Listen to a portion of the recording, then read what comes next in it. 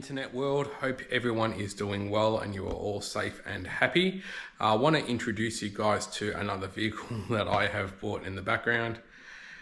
Flipping car owner virus. But first I just wanted to give you guys a couple of updates. So a couple of episodes ago we were saying that we were going to take the VY skid car that we built to a burnout event in Bairnsdale.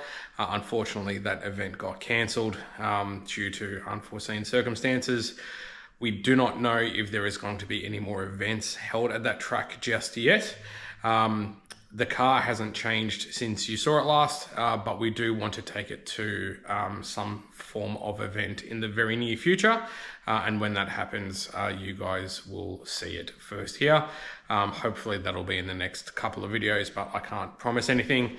There are a couple of events coming up in Melbourne, but that is about 4 hours away from where we are. So logistically, not really sure if those are feasible on short notice with everything that we have going on here. But yeah, you will see that car in action at some point. So besides from that, don't really have much other news. So we'll just go over this thing and I'll show you what this is all about.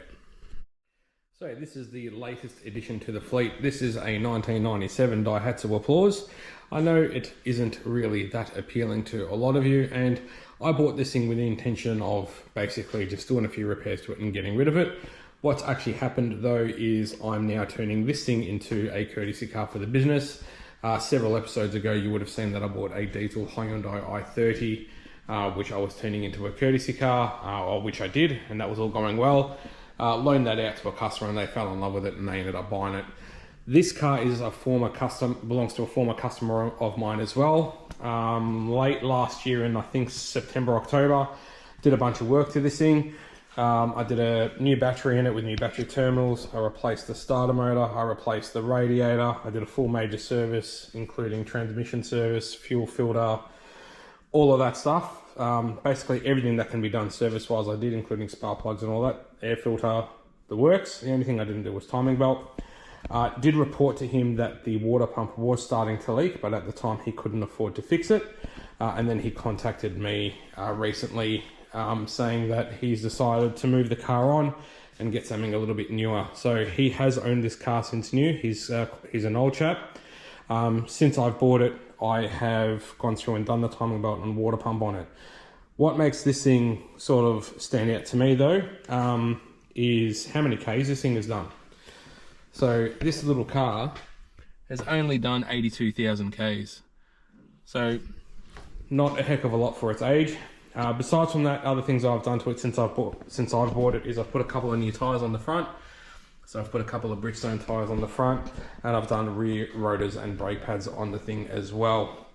There are still a couple more repairs I want to do to it, which I'll go through with you, but just the condition of this thing is quite remarkable. So it's like it's new in here, honestly. It's surprisingly good. So yeah, I'm sort of digging it. So that's why I sort of decided to keep it. You don't see too many of these things around, and I am a little bit of a sucker of Japanese cars of this era. One thing that spins me out with this car though is how the back of the car is sort of situated, because it sort of looks like a sedan.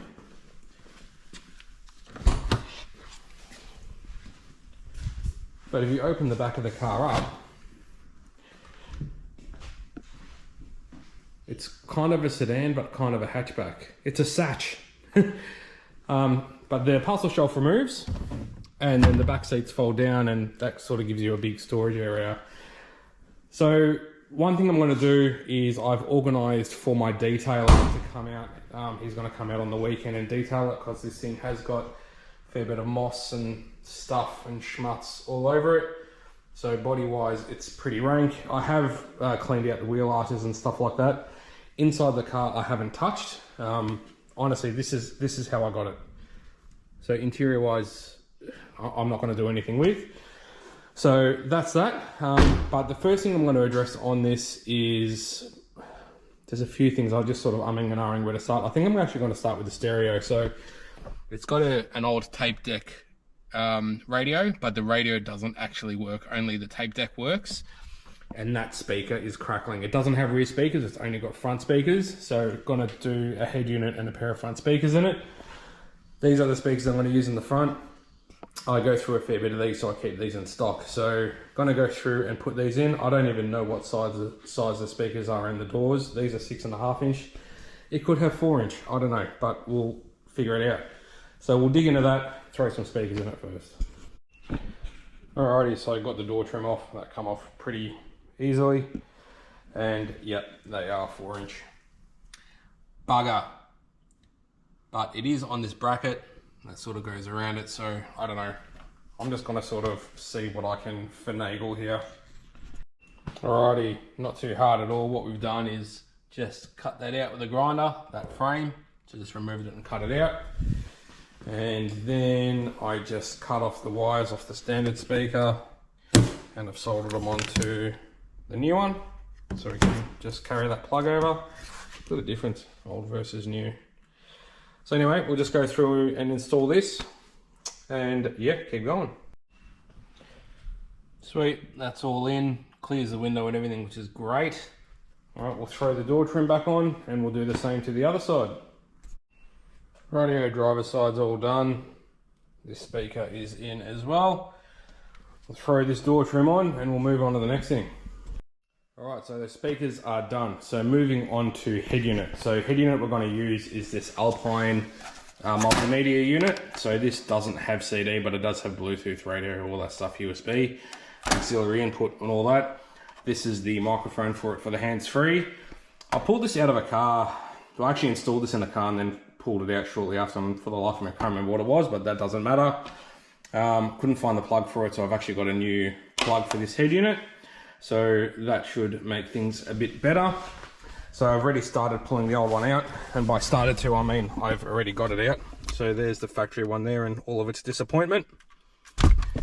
So what I'm going to do, this is all the factory wiring, so good job Daihatsu, top quality job there. This is all color coded to an aftermarket head unit that plugs into this plug here. So what I'm going to do is just sort of strip the sheath off these wires and just sort of solder onto them and leave this plug here. So then if ever I want to put the factory one in, if I want to sell the car or whatever, it's just a matter of cutting the aftermarket loom off, plugging this back into that, putting that back in, and that's done. So I've also got the A-pillar trim just sort of unclipped a bit like that, so we can install the microphone for the hands-free. So we'll just go about getting all of this stuff all sorted, get it back together, and we'll move on to the next task. Alright, so this is all sort of done and back together. That's all soldered up. The factory head unit plug sort of tucked down the back. Here's our microphone plug and our antenna plug. So now it's just a matter of plugging this stuff all in, sliding this in, making sure it all works. Rightio, that's in. All looks good and it all works. Just the main thing. I won't show you what it sounds like because of copyright stuff. There's the microphone up there, so that's all looking nice and neat. So yeah, happy with that, that's good. Now, next task that I want to do, this thing intermittently will start idling rough, almost like it's got a bit of a misfire, especially when it's warm. It's a lot worse. I have already done a rotor button and distributor cap when I did all the work on this car last year, and I did the spark plugs. So that means the only thing that's left for me to really do is the leads. I did compression test it last year as well, and that was all fine. So I've just got a set of Premier Auto Trade leads here, which I'm just going to throw in quickly. That shouldn't take too long at all, and hopefully that makes this thing run a bit better.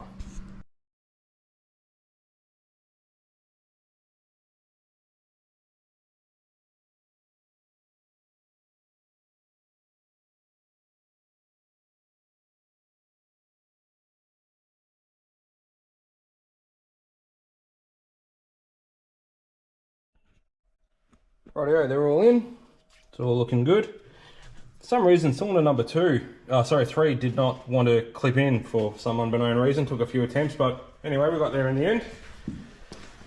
So let's have a look.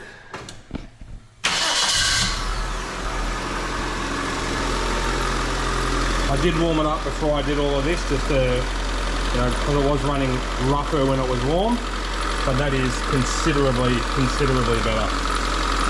Dare I say fixed. Sweet, on to the next thing. Okay, so the next thing I want to do on this little rig is sort of something that really can transform the look of a car, and that is I want to get the windows tinted. So it's quite clear, obviously, as you can see, and being a white car with black bumpers, I think chucking some tint on it will really offset it. Obviously, this is something I can't do myself, so I'm going to have to sort of sublet this out to get this done. I just actually want to try something, because sometimes people do things and things happen. So no, that didn't work. Try again. No, maybe. Oh my gosh, it worked. Incredible. It is a thing. Yeah, so anyway, so windows are now tinted on this thing. So what we've done is we've gone 35% darkest legal tint on the front doors, and then 20% on the back doors and the back window. So that's all looking really good. It's really transformed how the car looks.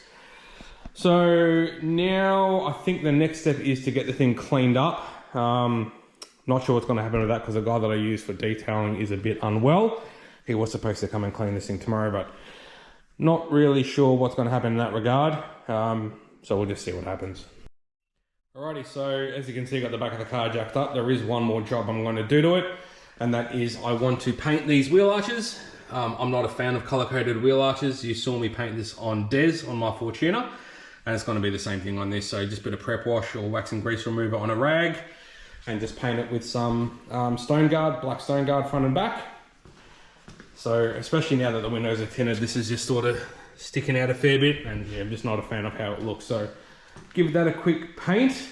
I'm still waiting to hear back from the detailer. He's supposed to be here tomorrow to detail the body, but he is feeling quite unwell. So I'm not sure if that will happen or not. We'll wait and see. But anyway, we'll get this done, and I'll show you what it looks like when it's done. Alrighty, that's all done. They're all blacked out. Looking much better.